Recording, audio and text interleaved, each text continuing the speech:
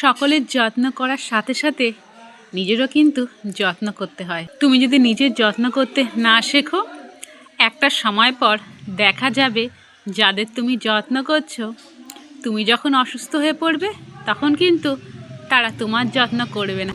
কারণ হলো তারা কিন্তু এটা দেখতে অভ্যস্ত যে তুমি নিজের যত্ন করছো না। তারা ধরেই নেয় তোমার যত্নের প্রয়োজন নেই।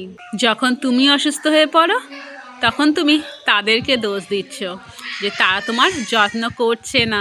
দোষটা কিন্তু তাদের নয়, দোষটা তোমার। কারণ তুমি তাদের শেখাচ্ছ না যে তোমারও যত্নের প্রয়োজন। প্রথম থেকেই তারা দেখে আসছে তোমার যত্নের প্রয়োজন নেই, তাই তারা এটা ভাবছে তুমি এমনি এমনিই সুস্থ হয়ে যাবে। আর সেই জন্যই বলছি, সকলকে যত্ন করার সাথে সাথে নিজের যত্নটাও প্রয়োজন। নিজেকে খেয়াল রাখতে শেখ, তোমার নিজের লোকরাও শিখবে যে তোমারও যত্নের প্রয়োজন।